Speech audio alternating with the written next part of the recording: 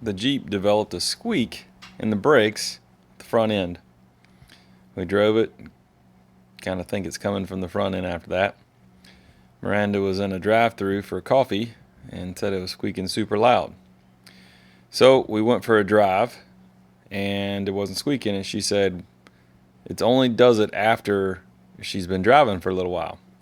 So driving around the neighborhood, I put one foot on the brake, the other foot on the gas, and drove around pushing the brake pretty hard, and eventually, probably half a mile or so it took, warmed up the brakes enough to where it started squeaking.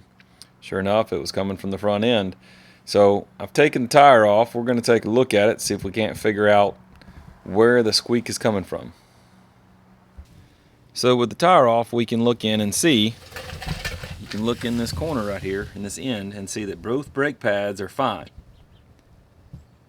So we're not having a brake pad issue, at least not with them being worn down. It may be hard pads.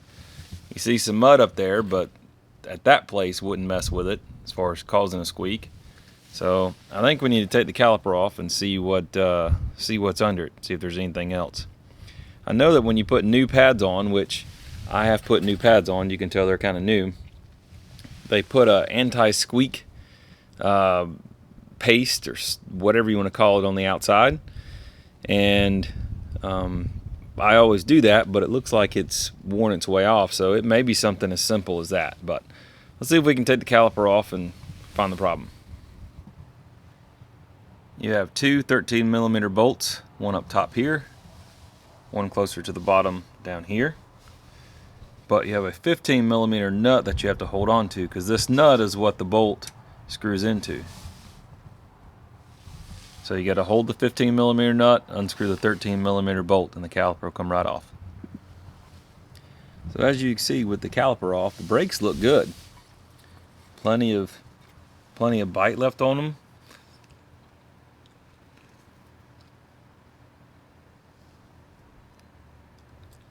They really look good.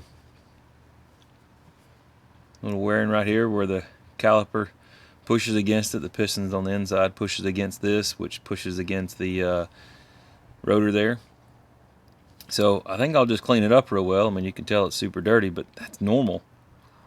I think I'll just clean it up and see if that takes care of it. We're going to spray these down and wash them off with brake cleaner. Make sure you don't grab the penetrating lubricant or WD-40 or anything by mistake, because that could be a bad day for you.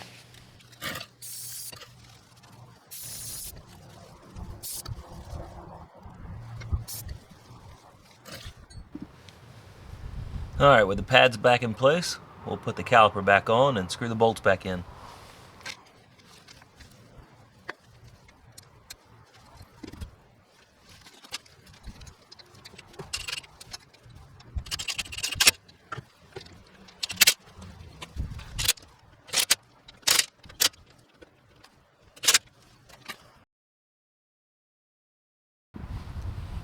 So I got this side apart. I didn't video doing it because it's not a how to change your brake video. But there's a little dirt around there. All in all, it doesn't look too bad. There's a little dirt on the pads.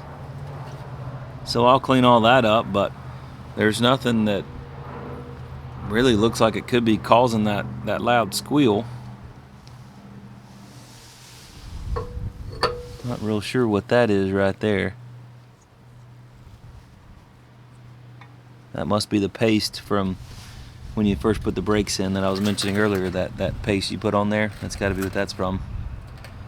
You always want to look down your dust shield here. Make sure there's not a rock sticking in there or anything like that, but it looks all clear. The rotor itself doesn't have any kind of ledges or lines in it that you can feel with your nail, so the rotor looks pretty good. So I guess we'll just clean this one up and put it back together too and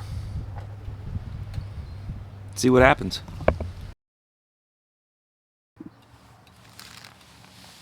I'm not sure how well you can see this, but right there you can tell a little chip is out of it. There's a little piece of metal kind of hanging out that I was able to flake off with my nail and a small hammer and get that out of the way. You know, it could be just something as simple as that wire was rubbing against the rotor. I don't know.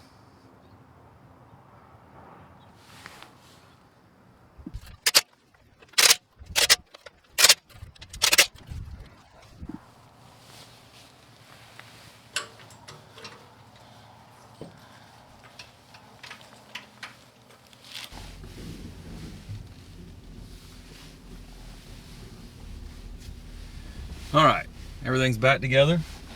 We're rolling. One thing I didn't mention was using the torque bars to torque the lug nuts. That's very important, not just to tighten it down with an impact wrench, but actually torque it where it needs to be torqued. So I use the torque bars. I got mine from Harbor Freight. They have that little kit, pretty cheap, lifetime warranty. I'm not a professional. I don't use tools to make a living, so if mine breaks and I can't fix it that night, I got to go back to Harbor Freight to get a new one the next day.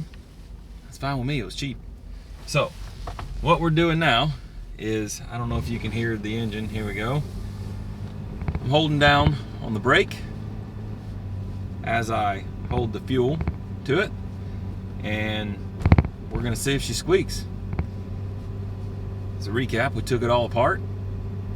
Didn't find anything major in there. Cleaned it all up, put it back together, and now it's a test. You know, you don't always find something. When you go in and a squeak or a scratch or a, you know, just any kind of a rare noise, sometimes you can't find the cause, but you inadvertently fix it as you take it apart, clean it, and put it back together. Sometimes that's all it needs. So while we didn't find anything, I've already passed the point that earlier when I was listening for the sound the first time, I heard the sound. There's no squeak. So I hesitate to just call it fixed, but at the same time, there's no squeak. So the wife's got to drive it tomorrow, going somewhere. So we will wait for her report back to see if she thinks it's fixed or not. I've ridden the entire street, pressed the gas and the brake same time, all the way down. I'm sure my brakes are pretty warm by now, but no squeak. So we'll wait to hear from her tomorrow, but for right now, feeling pretty good about it. Well, Miranda just called, said there's no squeak anymore, so I guess it's fixed.